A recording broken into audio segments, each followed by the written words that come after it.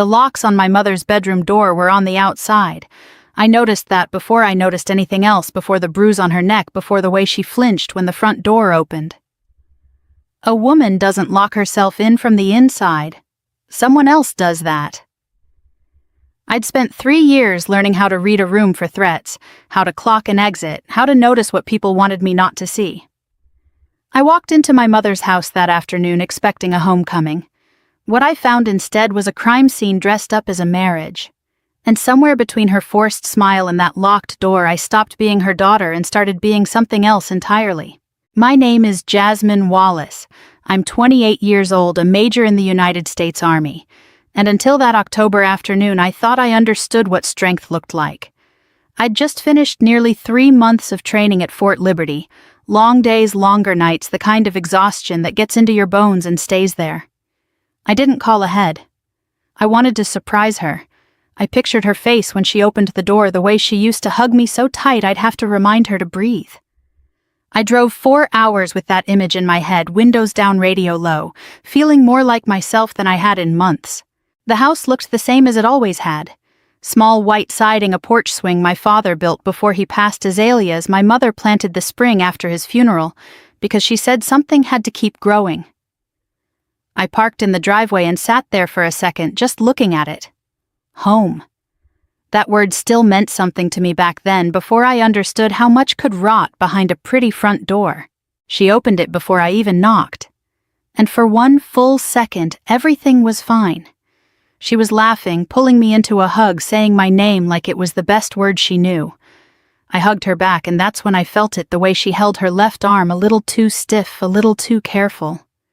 I pulled back to look at her properly, and my training kicked in before my heart could catch up. There was a bruise, blooming yellow-green along her collarbone, half hidden under a scarf she wouldn't have worn in October otherwise. Her wrist had the unmistakable shadow of fingers wrapped too hard too long. Her bottom lip had a thin scab at the corner, covered under a shade of lipstick, 2 tones darker than what she usually wore. I'd seen this exact pattern before, not on my mother, but on women I'd sat across from in briefing rooms overseas, women who'd been taught to explain away what their bodies couldn't hide. I fell, she said before I'd even asked. Silly, I know, tripped on the porch step. I have interviewed enough abuse victims to recognize the rhythm of a rehearsed lie, the way it comes out too fast, too smooth, like a line practiced in a bathroom mirror at 2 a.m. My mother, who used to burn every excuse she ever tried to make to my father when he asked why dinner was late, had just delivered hers without a single stumble. That told me everything. She'd said this lie before, probably more than once. I didn't push. Not yet. I smiled, told her the porch step had always been uneven, helped her into the kitchen, and let her make me tea the way she used to when I was a kid with a scraped knee. But my eyes never stopped working the room. I catalogued the dent in the drywall near the hallway, shaped exactly like a fist. I catalogued the way she glanced at the window every time a car passed on the road outside.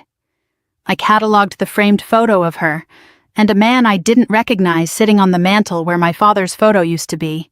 That evening I heard the truck before I heard him.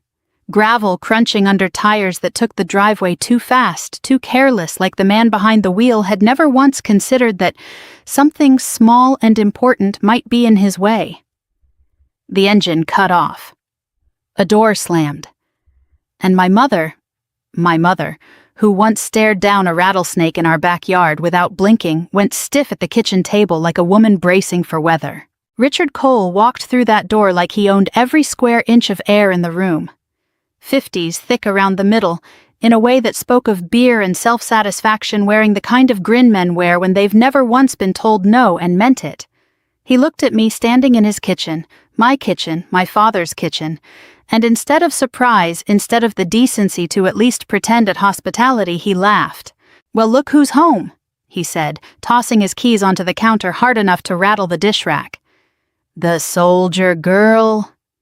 "Jasmine," I corrected, keeping my voice level, keeping my face, doing absolutely nothing that would give him a single thing to work with. He looked me up and down the way a man looks at a used car he's already decided he doesn't want, then smirked at my mother. "Military doesn't make you the boss in my house, sweetheart. Don't get any ideas." My house. He'd said it without hesitation, without even the decency to blink at the lie. This was my father's house, my mother's house, paid for with 30 years of a marriage this man had no part in. And he said it like he'd already rewritten history in his own head, like repetition alone had made it true. I said nothing. I've learned that silence unsettles men like Richard far more than argument ever could. Argument gives them a fight to win. Silence gives them nothing to hold on to. That night, after he'd gone to bed loud and satisfied with himself, my mother came to my room and finally broke.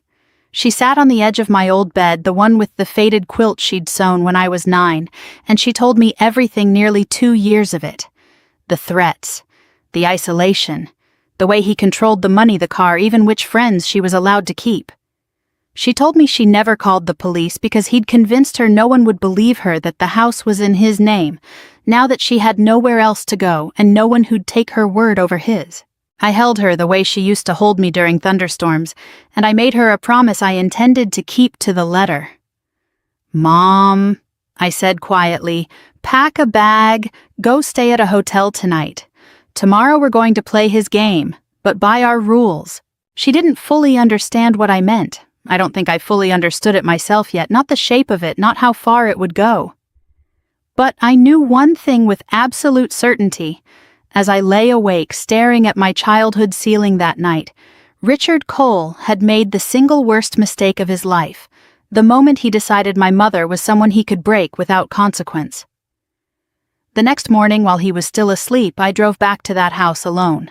I let myself back into the house with the spare key my mother kept hidden under a loose brick by the porch step, a hiding spot she'd used since before Richard ever existed, back when it was just for the mailman or a forgotten grocery list. Richard was still asleep when I stepped inside, and for a moment I just stood in that quiet kitchen listening to the house breathe. It smelled like old coffee and something harder underneath it, something like fear that had soaked so deep into the walls it had become part of the air itself. By the time he stumbled downstairs around 9 unshaven wearing yesterday's shirt, I had already rehearsed exactly who I needed to be that day. Not the daughter, not the soldier, someone smaller, softer, someone he could underestimate without a second thought. "She's not here," I said before he could ask, keeping my voice light, almost apologetic.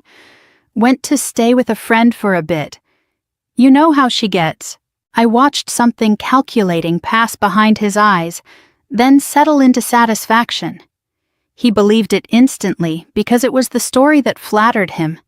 The idea that my mother was simply being dramatic, simply needing space rather than the truth, which was that she'd finally found the nerve to leave a room that had a lock on the wrong side of the door. "Good," he said, pouring himself coffee like he owned the pot too. "She gets like this sometimes. Overreacts." I forced my face into something apologetic, something that cost me more than I let show. "I'm sorry if I made things worse yesterday. I didn't mean to cause tension. My mom's just sensitive."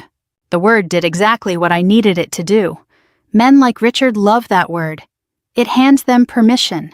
It lets them believe the problem was never their hands, never their temper, but some inherent fragility in the woman standing across from them. He nodded like I'd confirmed something he'd known all along, and just like that his guard came down completely. He started talking. Men who believe they've already won tend to talk too much, and Richard was no exception. He told me about his last 2 marriages like they were stories about difficult employees rather than women he'd once promised to protect. He said his first wife was unstable, his second was ungrateful. He said a woman needs to understand her place in a household, that respect flows one direction, that he'd never hit anyone who didn't ask for it. A phrase that landed in my chest like a dropped weight, though I kept my expression carefully unreadable. While he talked, I worked. I'd clipped a small recording device to the inside of my jacket before I ever walked through that door, small enough that even up close it looked like a button. I'd set my phone on the counter, angled just right, screen, dark camera, doing its quiet work. Every boast, every careless admission, every ugly little philosophy he spelled out for me about how a house should be run, all of it was being captured in real time, while he stood there congratulating himself on his own charm. When he finally left for the garage to work on the truck, which I suspected meant sitting in a lawn chair drinking beer, I moved through the house with a purpose I hadn't let myself feel yet, not fully. I walked room by room cataloging what 3 years in intelligence work had trained me to catalog evidence patterns, the architecture of harm. The lock on the outside of my mother's old bedroom door wasn't new. The screws were worn, the paint around the hardware scratched from repeated use. I found a phone charger cord frayed clean through in the middle, not from age, but from something yanked violently. In the hallway near a stretch of drywall patched clumsily with spackle that didn't quite match the surrounding paint, I found the ghost of a fist-sized dent beneath it, if you pressed your palm flat and felt for the give. And then in a shoebox pushed to the back of a closet shelf behind a stack of old sweaters, I found it. My mother's old phone. The one she'd told everyone was lost, the one Richard had clearly taken from her, and hidden rather than destroyed, maybe out of carelessness, maybe because some small, ugly part of him liked having leverage he could dangle over her later. I sat down on the closet floor and turned it on. The battery held just enough charge to load. What I found there took my breath in a way training hadn't prepared me for. Photographs she'd taken of her own injuries, time-stamped, dated back nearly 18 months. Text messages from Richard, threats disguised as argument sentences that made my stomach turn cold.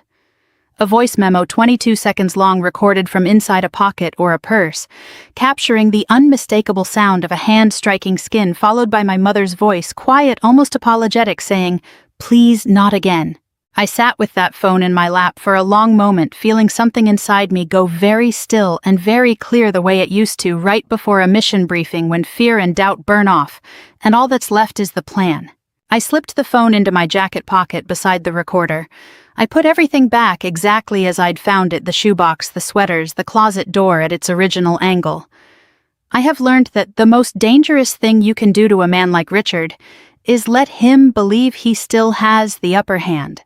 When he came back inside smelling like beer and motor oil, I was sitting at the kitchen table again, calm, pleasant, a daughter who'd apparently made peace with her mother's choices. I told him I needed to head back, that I had some errands before returning to base. He walked me to my car like a gracious host, seeing off a guest, actually pleased with himself, actually convinced he'd charmed the soldier daughter into seeing things his way. "See you tomorrow," I said, sliding into the driver's seat, offering him a small, easy smile. Richard laughed loud, and satisfied the sound of a man who genuinely believed he'd outmaneuvered everyone in his life who'd ever tried to hold him accountable. "You bet you will," he said, still grinning as I pulled out of the driveway. He had no idea what he'd just handed me. He had no idea that inside my jacket sat a recorder full of his own words, and in my pocket a phone loaded with 18 months of exactly the kind of truth that ends men like him. I didn't go back to the base that day. I checked my mother into a small extended stay hotel off the highway, the kind with a parking lot half empty on weekdays and a front desk clerk who didn't ask questions. I told her to rest, to eat something, to let herself breathe in a room where no one could lock her in. Then I drove to a quiet coffee shop 2 towns over, opened my laptop, and started building a case the way I'd been trained to build one, methodically, patiently, without a single ounce of emotion bleeding into the process. Emotion was for later. Right now, I needed facts. I want to be clear about something because people always assume otherwise once they hear what I do for a living. I never once considered using my rank, my clearance, or anything connected to the Army to go after Richard Cole. Not because I didn't think about it in some dark corner of my mind during a sleepless night, but because I understood something my training had taught me better than most. The law, when used correctly and patiently, is a far sharper weapon than force ever could be. Force fades. A conviction follows a man for the rest of his life. I started with the neighbors. Not as Major Wallace, not even really as Jasmine the soldier, just as a concerned daughter asking quiet questions on a quiet street. An older man 3 houses down, a retired mechanic named Walt, who'd lived on that block longer than my parents, had answered his door in slippers and looked at me for a long moment before he spoke. "Wondered when someone was finally gonna ask," he said. He told me he'd heard things, shouting some nights loud enough to carry across 2 yards. A woman's voice once crying out something he couldn't quite make out, followed by a silence that unsettled him more than the shouting had. He said he'd almost called the police twice, but each time Richard had a story ready the next morning if anyone brought it up, some excuse about the television being too loud, or my mother having one too many, and getting emotional. Walt admitted with a guilt that sat heavy in his voice that he'd let those excuses be enough for him, because it was easier than getting involved. I didn't blame him out loud, though something in me wanted to. I understood better than most how comfortable people can get with looking away when looking away costs them nothing. I pulled public records next. Marriage certificates. Court filings. It took less time than I expected to find that Richard Cole had been married twice before my mother. His first wife, a woman named Denise Foster, had filed for a protective order 9 years earlier, and then withdrawn it 3 weeks later. The case closed without explanation. The kind of withdrawal that anyone who's studied these patterns recognizes immediately as fear not resolution. His second wife had simply vanished from every record I could find in this state entirely, as if she'd packed up her whole legal existence and started over somewhere Richard could never trace her. I found Denise first. It took 2 days, a handful of phone calls, and a level of patience I didn't know I still had reserves of. When she finally answered, her voice was cautious, guarded in a way that told me everything about what those years with Richard had cost her before I'd even explained who I was. We met at a diner outside her town, a place with cracked vinyl booths and coffee that tasted like it had been sitting since morning. She was maybe 50 now, sharp-eyed, tired in the specific way of someone who has spent a long time being careful. I told her who I was, who my mother was, and watched her face change from suspicion into something closer to grief. "He still does it," she said. It wasn't a question. I told her enough, not everything, just enough for her to understand the shape of what was happening. She was quiet for a long moment, turning her coffee cup slowly on its saucer, and then she said the words that would stay with me long after that conversation ended. "He's never going to stop," she said, and her voice cracked slightly on the word stop, like it was a word she'd said to herself 1,000 times in the years since she'd escaped him. Men like him don't stop. They just find someone new. I looked at her steadily and said, "He already did." She blinked at me, confused, the way anyone would be confused by a sentence that didn't yet have context. She didn't understand what I meant. Not yet. I wasn't entirely sure myself how far I intended to take this, not in that exact moment sitting across from a woman who still flinched slightly whenever the diner door opened too hard.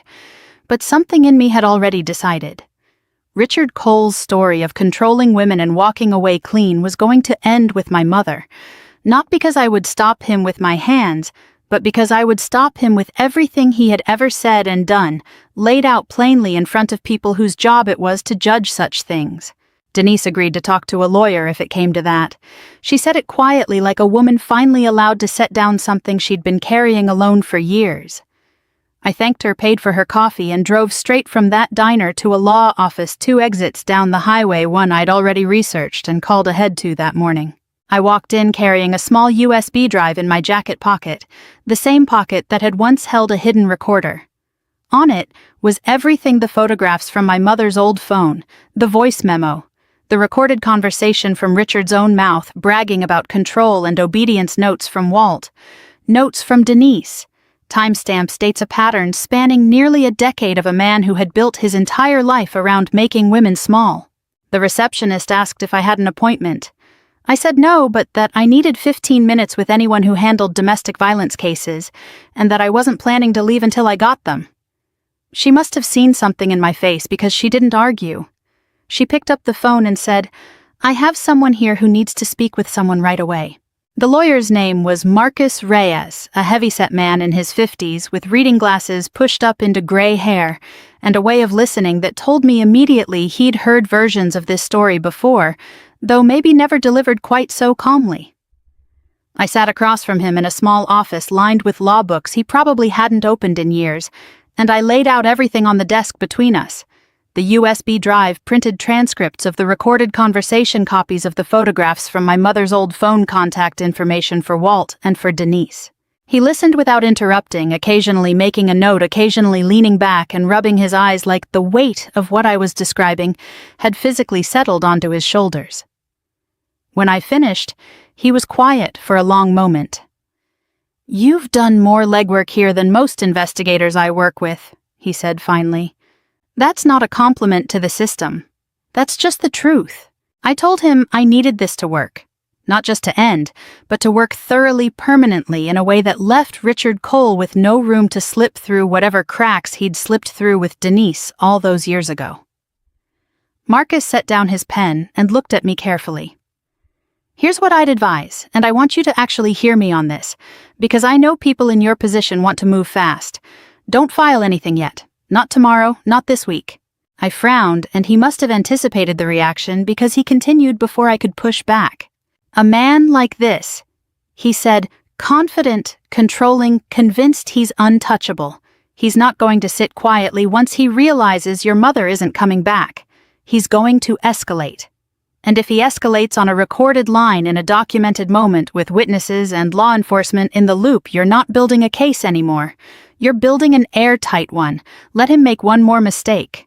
Men like this always do. Just make sure this time we're watching when he does." It went against every instinct I had. Every part of me wanted to walk back into that house and end it that afternoon. But I'd learned patience in rooms far more dangerous than a suburban kitchen, and I understood the wisdom in what he was saying. A wounded animal that thinks it's still winning is far easier to trap than one that already senses the door closing. So we built the trap together. I coordinated with Marcus with a local domestic violence advocate named Patricia, who ran a small nonprofit 2 counties over, and eventually with a detective named Ruiz who specialized in exactly this kind of case. Patient, thorough, unimpressed by charm. The kind of officer who'd clearly watched too many abusers walk free on technicalities to ever again underestimate the value of a well-documented trap. The plan was simple in its bones, even if my stomach turned every time I thought about the moment my mother would have to walk back through that door. She would return under the pretense of collecting some of her belongings. I would be nearby, though not visibly. Detective Ruiz would be positioned close enough to respond within minutes, not hours. Everything Richard said or did in that window would be documented, time-stamped, corroborated. In the days leading up to it, I sent Richard a few careful text messages from my mother's number, phrased exactly the way Marcus and Patricia coached me to phrase them. Calm, ordinary nothing that would tip him off.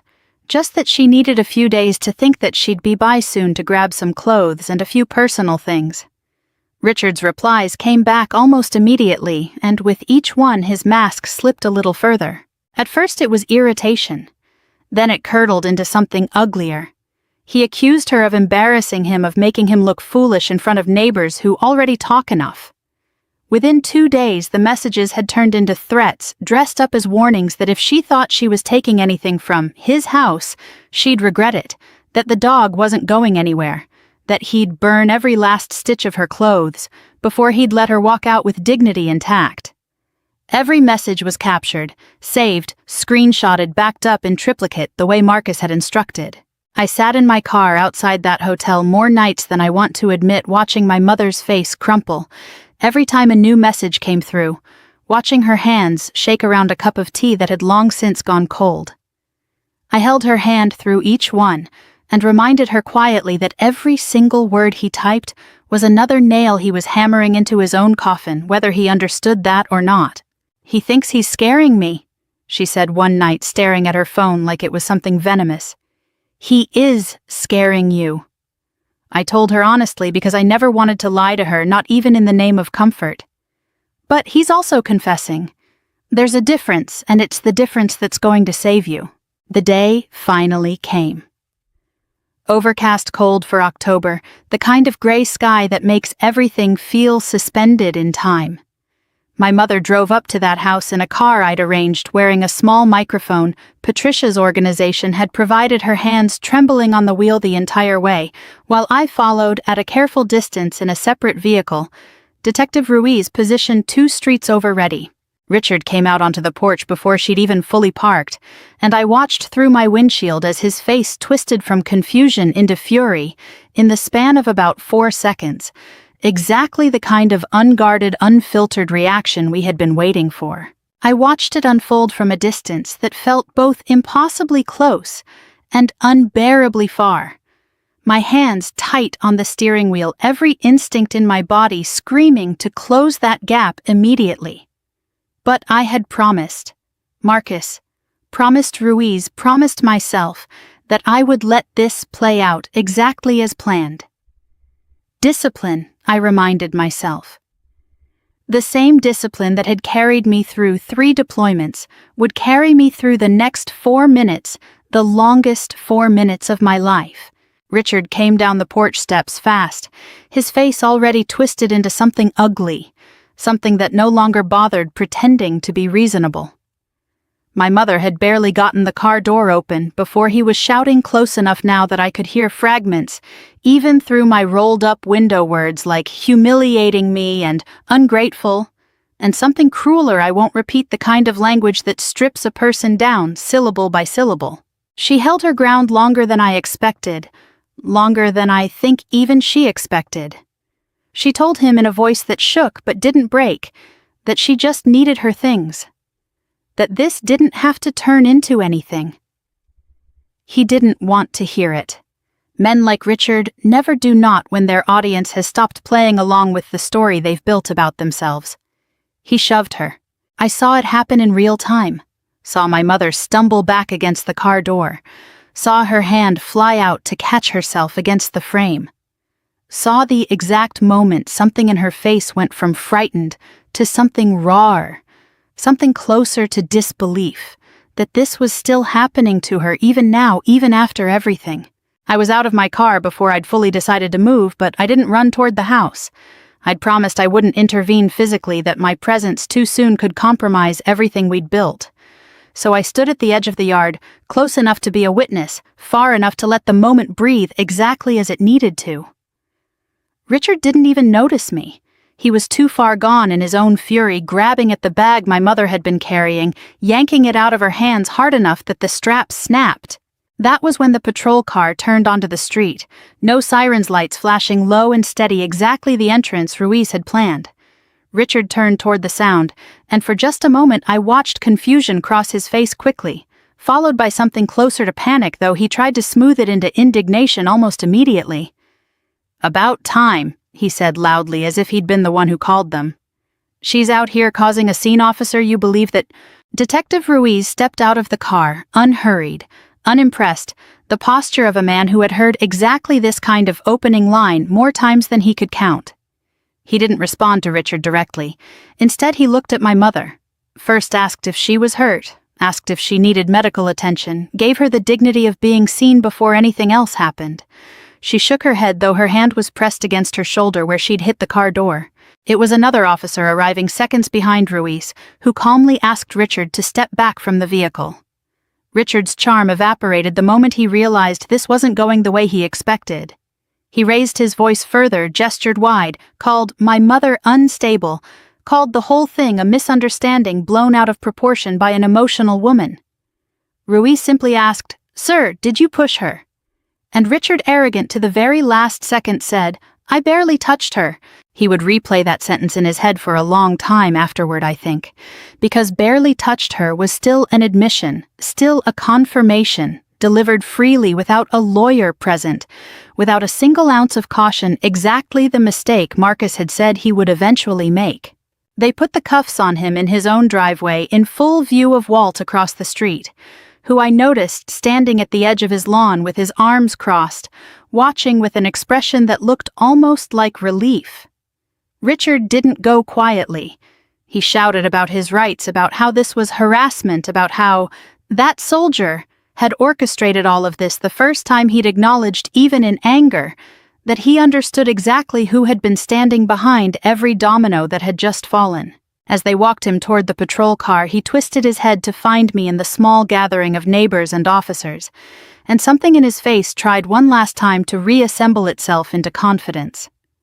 "I'll be home tonight," he said loud enough for everyone to hear, like a man reminding himself of a fact rather than stating one. I didn't raise my voice. I didn't need to. I simply looked at him, steady, unbothered, the calm I'd worn like armor since the moment I first saw the bruise on my mother's collarbone. "I doubt it," I said. I watched something flicker behind his eyes, not fear exactly, not yet, but the first real crack in the certainty he had built his entire life around. The certainty that women could be controlled, that consequences were things that happened to other men, that he was and always would be the one holding the power in any room he walked into. They drove him away as the gray afternoon settled deeper into evening. My mother stood beside me in the driveway, shaking but upright, her broken bag strap still clutched in one hand, like evidence she refused to let go of. I put my arm around her shoulders, felt her lean into me the way she used to when I was small and she was the one holding everything together. "It's not over," I told her quietly, because I never wanted to promise her a false ending. "But it's starting to end. There's a difference, and we're on the right side of it now." She nodded against my shoulder, and for the first time in longer than either of us could probably measure, I felt her breathe out something that sounded almost like relief. Richard made bail within 36 hours, which didn't surprise me, and it didn't shake me either. Marcus had warned me from the very first meeting that an arrest was never the finish line, only the moment the real work began. Bail meant paperwork, not freedom in any meaningful sense, not anymore. He walked out of that county lockup with his chin still held high, hired a defense attorney named Gary Holt, who specialized in exactly this kind of case, and returned to that house like a man who still believed the story could be rewritten in his favor if he simply spoke with enough confidence. I let him believe that for exactly as long as it took me to organize everything we had. Marcus and I met twice that week, laying out every piece of evidence on his conference table, like pieces of a puzzle that had taken months to assemble, but suddenly together formed something undeniable. The USB drive with the recorded conversation from that first afternoon where Richard had bragged openly about a woman needing to know her place. The voice memo my mother had recorded 18 months earlier, capturing the unmistakable sound of violence, followed by her own quiet, broken voice. The photographs time-stamped and dated, showing a pattern no defense attorney could dismiss as an isolated incident. Walt's statement about the shouting he'd heard for years and the excuses he'd been fed each time. The text messages sent in the days before the arrest, threats about burning her clothes, about the dog, delivered in his own words from his own phone, requiring no interpretation at all. And then there was Denise. She came forward formally that week, sitting across from Marcus in his office, with a composure that had clearly cost her a great deal to build over the years since she'd left Richard.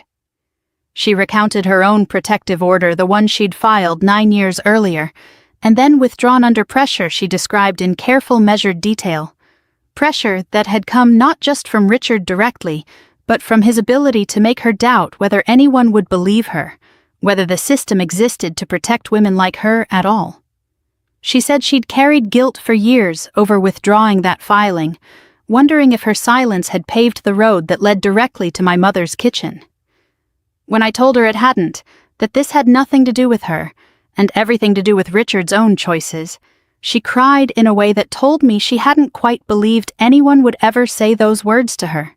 2 weeks later, we found the second wife. Her name was Loretta, and she had indeed built a new life. 2 states over, remarried, changed her last name, worked hard to leave every trace of Richard Cole behind her. When Marcus's investigator finally located her and explained the situation, she was quiet on the phone for a long time. Then she said something I've never forgotten, something I think about even now when I try to explain to people why patience mattered more than speed in all of this. "I used to pray someone would finally catch him," she said. "I just never thought it'd actually happen." She agreed to give a statement. Not to testify in person if she could avoid it. She'd built a peace for herself that she was understandably protective of, but she signed a sworn declaration detailing a pattern eerily similar to what my mother had endured. Controlling finances, isolation from friends, escalating violence disguised in its early years as passion, then later excused as her own fault for provoking him. When Gary Holt, Richard's attorney, received the full disclosure of evidence from the prosecution, something shifted almost immediately in the tone of every subsequent communication. Marcus told me the change was visible even in the paperwork. The initial filings had been combative, full of language designed to paint my mother as unstable, as vindictive, as the true aggressor in some twisted version of events Richard had apparently fed his lawyer with total confidence. But confidence has a short shelf life against documented evidence. Within a month, Holt was quietly exploring a plea deal, a fact that told me everything about how thin Richard's version of the truth had actually been all along. Richard, for his part, seemed to be the last to understand what was happening around him. I saw him once during that period at a pretrial hearing I attended alongside my mother for support. He looked thinner than I remembered his usual swagger, replaced by something brittle, something performing confidence rather than possessing it. He caught my eye across the courtroom and tried one more time to summon that old smirk, that easy dismissiveness that had once made him seem untouchable in his own kitchen. It didn't land the same way anymore. I watched it falter on his face the moment he clocked who else was sitting in that courtroom gallery. Denise, 2 rows back, arms crossed, watching him with an expression that held no fear left in it at all. He hadn't expected her. I don't think until that exact moment he fully understood how far this had spread beyond just one bad afternoon in a driveway. My mother sat beside me, her hand tucked into mine, and I felt her grip tighten as she watched him realize in real time that every lie he had ever told to keep a woman small and afraid was finally being placed side by side in daylight for people whose job it was to judge such things without flinching. "He looks scared," she whispered to me. "Good," I said quietly. "He should." For the first time since I'd walked through that front door and seen the bruise on her collarbone, I watched my mother's shoulders settle just slightly, just enough like a weight she'd been carrying, without realizing how heavy it had grown, was finally piece by piece beginning to lift. The trial began on a Tuesday in early spring, the kind of clear, cold morning that makes everything feel sharper than it usually does. My mother wore a navy dress she'd bought specifically for this, her hands steady around a cup of coffee she didn't drink, and I sat beside her in the second row of a courtroom that smelled like old wood polish and nerves. I had requested leave for this, and my command had granted it without a single question, which told me something about how seriously people in my world take exactly this kind of fight, even when it happens far from any battlefield they'd recognize. Richard sat at the defense table in a gray suit that fit him a little loosely, now his hair combed carefully, his expression arranged into something he clearly hoped read as wounded confusion, rather than what it actually was. Gary Holt had built their entire defense around a narrative I'd expected from the first conversation Marcus and I ever had, that my mother was unstable, prone to exaggeration, and that I, her daughter, a decorated military officer, had used my training and my influence to manufacture and manipulate an investigation against an innocent man. It was in its own way almost impressive how confidently he said it. Almost. The prosecution called witnesses methodically over the following days. Walt testified about years of shouting he'd heard from his porch, his voice steady even under Holt's attempts to paint him as an elderly man with failing hearing and an overactive imagination. Denise took the stand and described in careful, unflinching detail the protective order she'd once filed, and the pressure that led her to withdraw it, pressure that mirrored almost exactly what my mother had described enduring years later. Loretta's sworn statement was read into the record, her absence from the physical courtroom no less powerful for the fact that her words in her own careful language described a pattern spanning decades rather than an isolated incident. Then it was my turn. I remember walking up to that witness stand with a strange, settled calm, the same kind of calm I used to feel right before stepping off a transport plane into unfamiliar terrain. I wasn't there to perform grief. I wasn't there to cry, though I could have easily if I'd let myself. I was there to lay out facts the way I'd been trained to lay them out clearly, without embellishment, without giving Holt anything he could twist into emotional manipulation. I described the day I came home and saw the bruise on my mother's collarbone. I described the locked door, the dent in the drywall, the frayed phone charger, the shoebox in the closet. I described finding the old phone, the photographs, the voice memo I still to this day cannot listen to without my jaw tightening involuntarily. Holt tried during cross-examination to suggest that my military background had given me an unfair advantage, an implication that I had somehow used government resources or training in some improper way to build this case. I answered him plainly. I told him I hadn't used a single military resource, a single government database, a single ounce of official authority in any of it. I told him I had used exactly what any determined daughter could have used: patience, public records, honest conversations with neighbors, and a lawyer willing to help me build something the law could actually stand behind. I told him the only thing my training had given me was the discipline not to act rashly, not to let anger short-circuit a case that needed to be airtight to actually work. "So you admit," Holt pressed, "that you deliberately gathered evidence against my client before ever contacting law enforcement?" "I gathered evidence," I said, "because women who go to the police with nothing but bruises and no proof get sent home more often than people realize. I wasn't going to let that happen to my mother." The courtroom was quiet after that in a way that told me the point had landed exactly where I'd intended it to. But it was the last piece of evidence, the one Marcus had saved deliberately for the very end of my testimony, that changed the entire temperature of the room. The prosecution played the recording from that first afternoon, the one captured on the small device clipped inside my jacket, the one where Richard had bragged so freely about control, about obedience, about women knowing their place.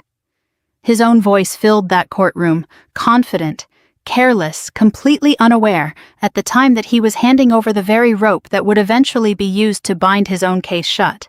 I watched his face while it played. I watched the color drain from it in slow degrees, watched Holt's hand come up to rub his temple in the specific way of a lawyer who has just heard his own case take on water it can't recover from.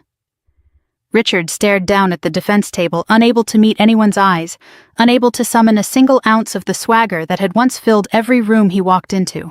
Holt requested a brief recess immediately after his voice noticeably tighter than it had been that morning. The judge granted it. My mother's hand found mine under the table the moment the courtroom began to shuffle and murmur, and I felt her fingers trembling, though this time I understood without needing to ask that it wasn't fear anymore. It was something closer to disbelief, the specific disbelief of a woman watching the man who had spent years convincing her no one would ever believe her, finally sitting in a room full of people who believed every word. "He can't talk his way out of this one," she whispered. "No," I said quietly, watching Richard's back as two deputies escorted him out for the recess, his shoulders no longer carrying that arrogant tilt he'd worn like a second skin for as long as I'd known him. "He really can't." The verdict came 4 days later, though it felt like something that had already been decided the moment his own recorded voice filled that courtroom. The jury deliberated for just under 6 hours. When they filed back in, I watched my mother's hand grip the edge of the bench so tightly her knuckles went pale, and I reached over and covered it with my own, steadying her, the way I'd steadied plenty of soldiers in moments far less personal than this one. Guilty on domestic violence charges.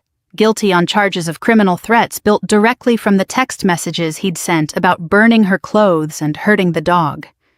Guilty on a charge of interference with a witness stemming from a call he'd made to Walt after the arrest, a call Walt had wisely recorded in which Richard suggested it might be better for everyone if certain testimony didn't happen. That call alone, Marcus told me later, had likely closed off any last hope Holt held of negotiating leniency. Richard didn't react the way I expected. I'd braced myself for outburst for the same wounded fury I'd watched flare up in his own driveway. Instead, he simply sat very still, staring straight ahead at nothing, like a man finally hearing in a language he could no longer argue with that the version of himself he'd spent decades constructing had just been dismantled in front of everyone he'd ever tried to control. Sentencing came several weeks after, and by then, the full weight of what he'd built for himself had come due. Prison time substantial enough that Marcus assured us it would follow him well past middle age. Financial restitution to my mother, covering medical costs from injuries she'd hidden for years, and property damage he'd caused in fits of temper long before I ever walked through that door. Forfeiture of his claim to the house, the deed reverting fully to my mother's name, undoing the exact leverage he'd used for years to convince her she had nowhere else to go. A permanent no-contact order, airtight, covering every possible avenue he might have once used to reach her again. My mother didn't cry when the sentence was read. She'd done enough of that in private in hotel rooms and late-night phone calls during the months this had all taken to unfold. Instead, she sat very straight, watching him be led away one final time, and I saw something settle over her face that I hadn't seen since before my father passed away.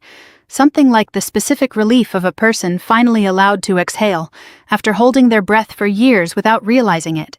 We didn't speak much on the drive back to the house that used to be his, and was now fully and legally only hers again.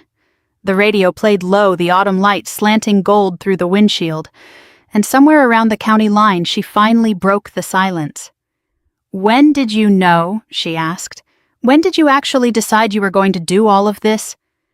I thought about it for a moment, though honestly I'd known the answer since the very first night. "The moment I saw the bruises," I said.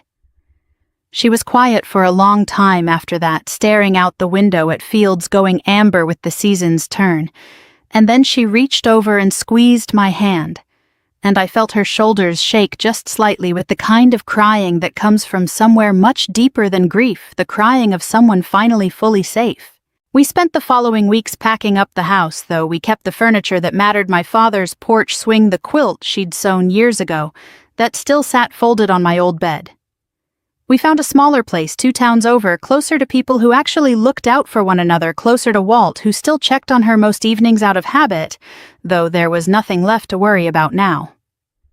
She started sleeping through the night again within the first month, something she told me she hadn't done in nearly 2 years, and hearing her say that plainly without flinching told me more about how far we'd come than any verdict ever could. I stayed as long as leave allowed, helping her settle into the new place, hanging curtains, arranging furniture, filling a home with the specific quiet of safety, rather than the specific quiet of fear. On my last morning there, I stood in my dress uniform in her new kitchen, coffee in hand, watching her move easily through a space that finally completely belonged only to her. "You're really going back," she said, not really a question. "I have to," I told her. "But I'm not worried anymore. Not about you. Not ever again." She hugged me at the door the way she used to when I was small, holding on a beat longer than necessary, and I let her because some moments deserve exactly that.